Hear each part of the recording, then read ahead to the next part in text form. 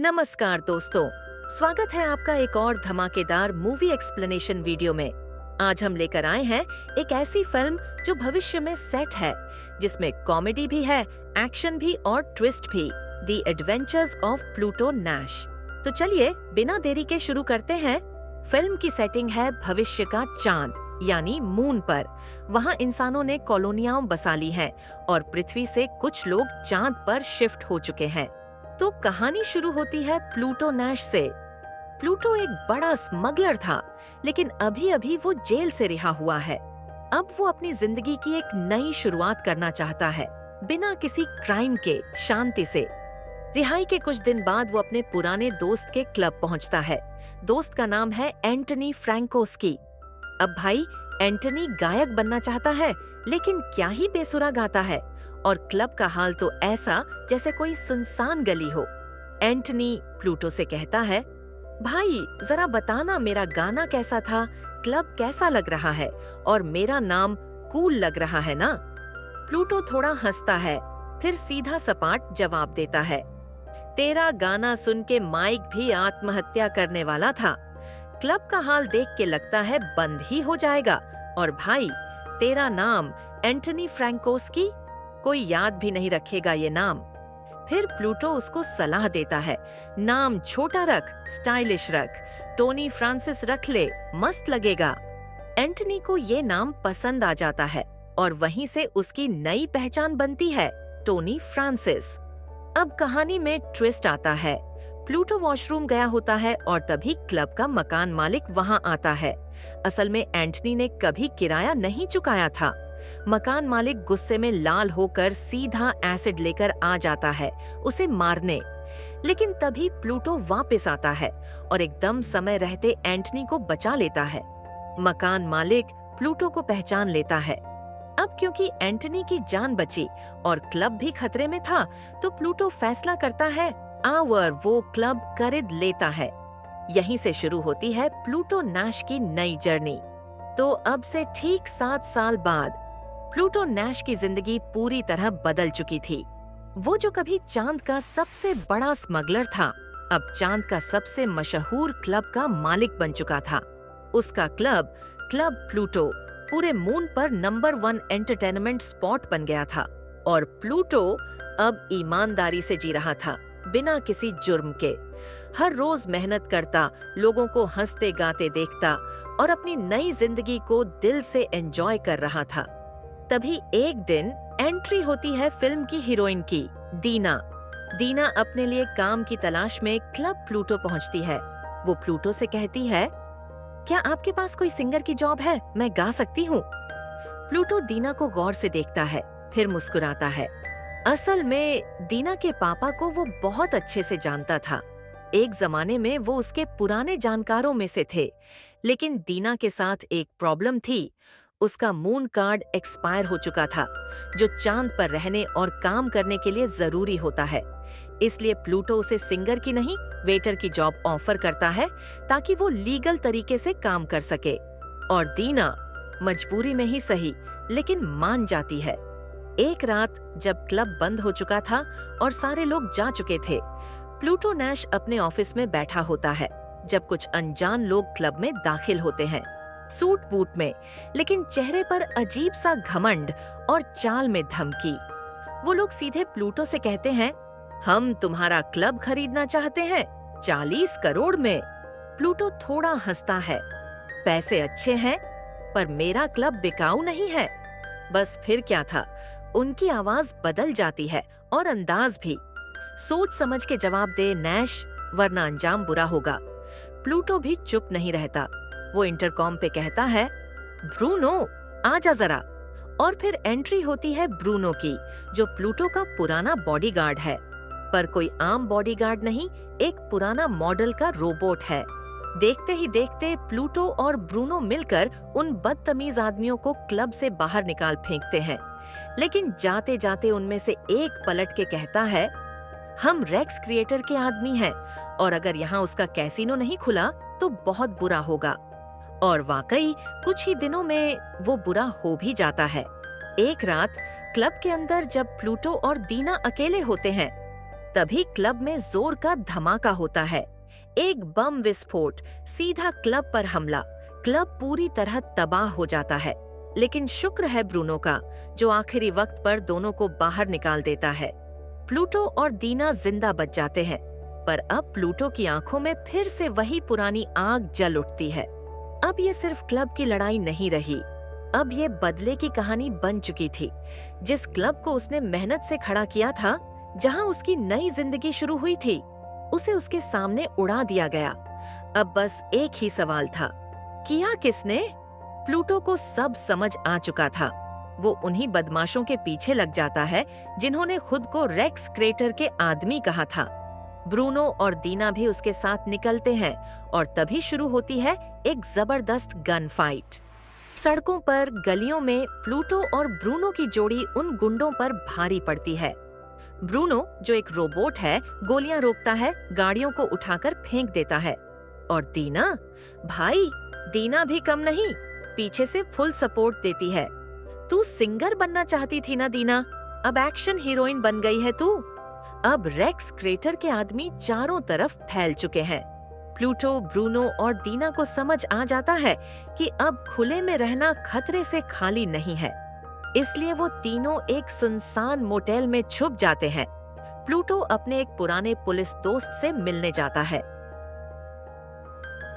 दोनों एक सुनसान बार में मिलते हैं, जहां पुरानी यादें और कुछ अधूरे राज अब भी जिंदा हैं। प्लूटो बिना किसी लाग लपेट के सीधा सवाल करता है, रेक्स क्रेटर के बारे में क्या पता है तुम्हें? उसका दोस्त एक पल के लिए चुप हो जाता है, फिर एक हल्की सी मुस्कान के साथ कहता है, रेक्स क्रेटर? वो तो जैसे एक कहानी बन चुका है।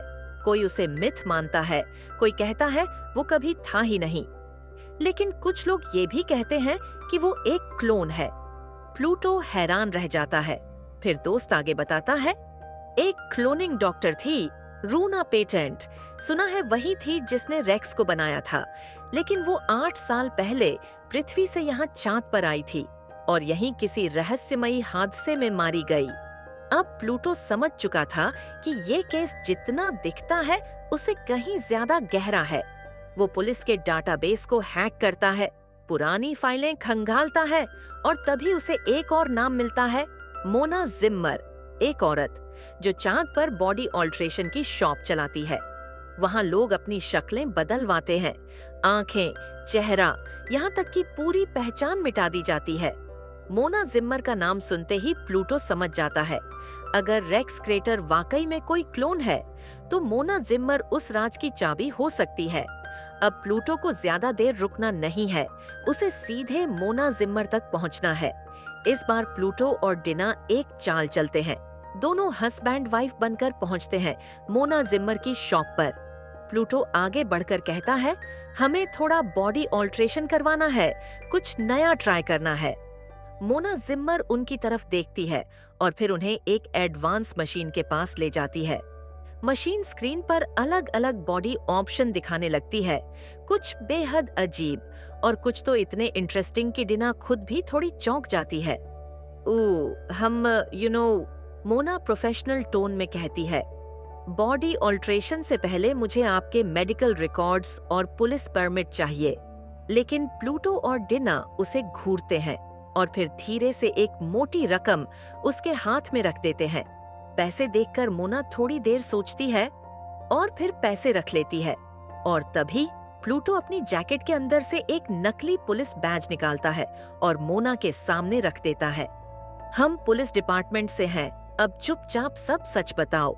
मोना घबरा जाती है, उसकी आंखें पैसे और बैज के बीच उलझ जाती हैं। फिर वो धीमे स्वर में कहती है, रूना पेटेंट मेरी बॉस थी, लेकिन मरने से पहले वो अजीब लोगों से मिलने लगी थी। कौन थे नहीं जानती, पर एक बार मैंने उनके बैग पर कुछ देखा था, घड़ियाल की खाल से बना एक लग्जरी बैग जिस पर WZW लिखा था। वो बैग चांद का नहीं था, वो पृथ्वी से आया था। प्लूटो, डिना और ब्रूनो अब सारा सच जान चुके थे। वो मोना जिम्मर से मिलकर अपने मोटेल लौटते हैं। सब कुछ शांत लगता है, लेकिन ये चांद है, यहाँ खतरे चुपके से आते हैं। जैसे ही वो मोटेल के अंदर घुसते हैं, रेक्स क्रेटर के गुंडे अचानक उन पर धावा बोल देते हैं। चारों तरफ गोलीबारी शुरू हो जाती है, शीशे टूटते हैं और ब्रूनो के चेहरे पर वो पुराना रन मोड वापस आ जाता है। प्लूटो चिल्लाता है, भागो जल्दी। तीनों एक लग्जरी सेल्फ ड्राइविंग कार को चुरा कर निकल पड़ते हैं। ये कोई आम कार नहीं थी, ये चांद के हाईटेक सिस्टम से जुड़ी एक अल्ट्रा एडवांस्ड इलेक्ट्रिक कार थी जो अपने आप चलती थी और चांद की सतह पर पूरी स्पीड से सरकती थी। डिना कार का सिस्टम खोलती है और उसका सॉफ्टवेयर हैक करने लगती है। अगर ये खुद चलती है तो इसे अपने हिसाब से मोड़ना भी हमें आना चाहिए। कुछ ही पलों में कार की स्क्रीन बदल जाती है और अब ये कार इन तीनों की कमांड में है। प्लूटो कहता है, चलो वहां जहां कोई नहीं जाता, और वो कार ले जाता है सबको एक रहस्यमयी जगह पर, प्लूटो का पुराना अड्डा। ये जगह चांद की सतह के अंदर छिपी हुई थी, किसी को भी इसके बारे में पता नहीं था। जब मैं स्मगलिंग करता था, अपना सामान यहीं छिपाता था। प्लूटो दीवार के पीछे लगे एक गुप्त लॉक को खोलता है और अंदर का दरवाजा अपने आप खुल जाता है। अंदर एक पुरानी लेकिन हाई टेक जगह थी। पुराने हथियार, नक्शे, स्मगलिंग के बॉक्स और कुछ ऐसे सीक्रेट्स जो अब तक किसी को पता नहीं थे। अब प्लूटो को एहसास होता है, अगर रेक्स क्रेटर को हराना है तो मुझे अपने अतीत से लड़ना होगा। तीनों अब रेक्स क्रेटर के गुंडों से बचकर प्लूटो के पुराने ठिकाने पर पहुंच चुके हैं। चारों तरफ पुरानी स्मगलिंग मशीनें, हाइडिंग चैम्बर्स और डाटा टर्मिनल्स हैं। प्लूटो अकेले एक कंप्यूटर टर्मिनल के सामने बैठता है। उसके चेहरे पर गंभीरता है और हाथों में एक पेपर जिस पर वो बड़े बड़े अक्षरों में लिखता है WZW। वो बड़बड़ाता है, WZW, आखिर ये है क्या? वो डाटाबेस में WZW को सर्च करता है, लेकिन कोई ठोस जानकारी नहीं मिलती। तभी पीछे से डिना आती है और प्लूटो के हाथ से वो पेपर उठाती है। वो उसे घुमाकर उल्टा देखती है। प्लूटो, अगर इसे उल्टा देखो तो ये तो MZM जैसा लग रहा है। प्लूटो एक पल के लिए रुकता है, डिना की बात पर सोचता है। डिना बोलती है, मोना ने WZW नहीं, शायद MZM कहा था, कंफ्यूजन हो गया होगा। अब दोनों एकदम चौकन्ने हो जाते हैं। तो हमें गलत लीड मिल रही थी, असली सुराग है MZM। प्लूटो तुरंत डेटाबेस में MZM टाइप करता है और कुछ ही सेकंड्स में स्क्रीन पर एक नाम उभरता है, mister Maruchi, illegal gambling kingpin. Data से पता चलता है कि मिस्टर मारूची पृथ्वी पर एक बहुत बड़ा जुआ घर चलाता था, लेकिन अब पृथ्वी पर गैम्बलिंग बैन हो चुकी है। फिर भी उसकी अवैध एक्टिविटीज अब भी जारी हैं और वो सब अब चांद से कंट्रोल की जा रही है।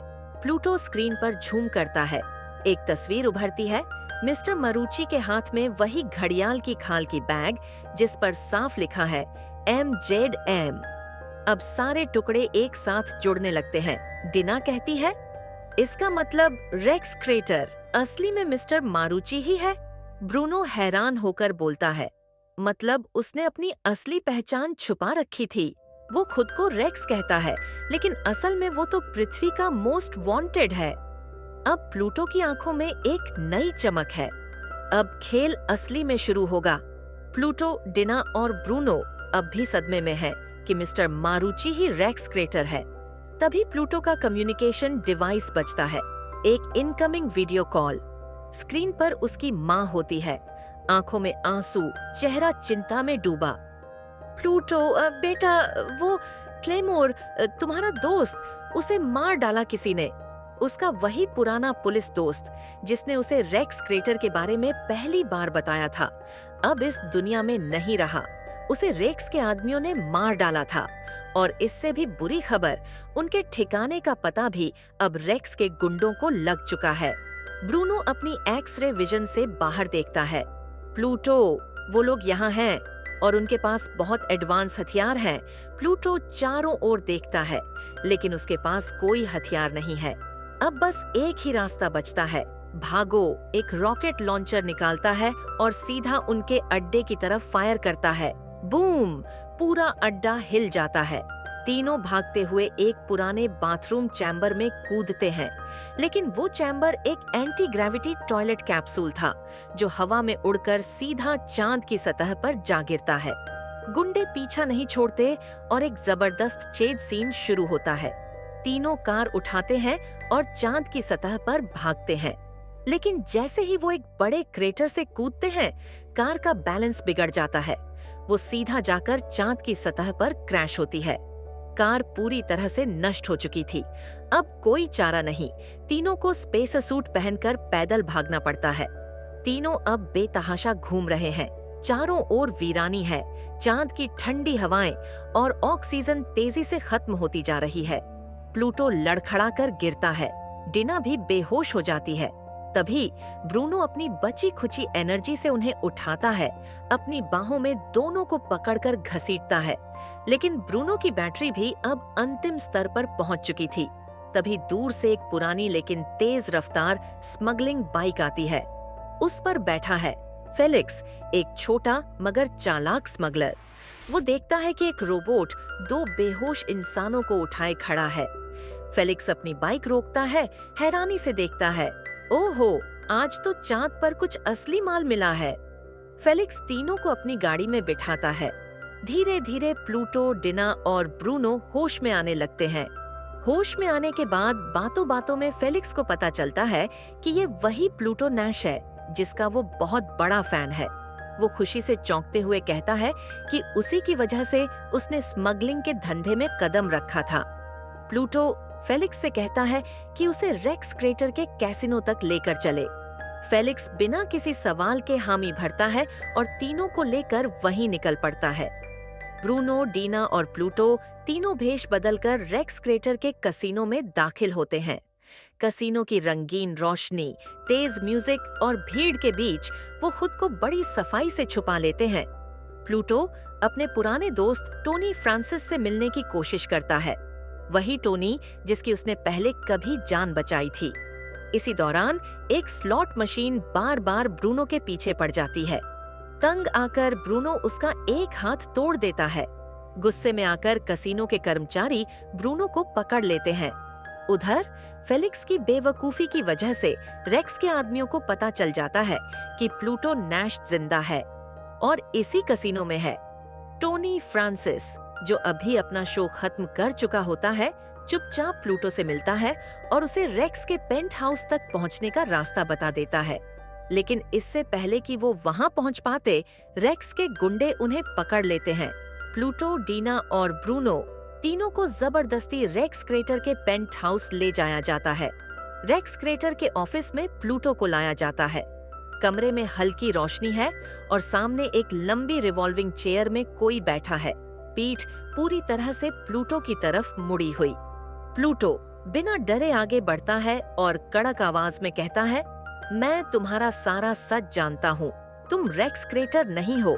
तुम्हारा असली नाम है मिस्टर मारुचि, जो पृथ्वी का भगोड़ा है।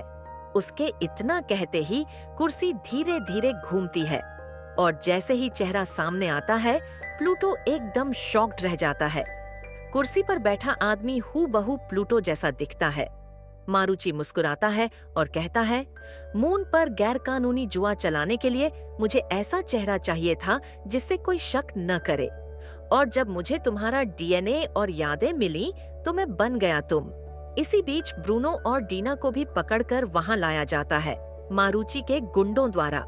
मारुचि खुलकर बताता है कि उसका अगला प्लान क्या है।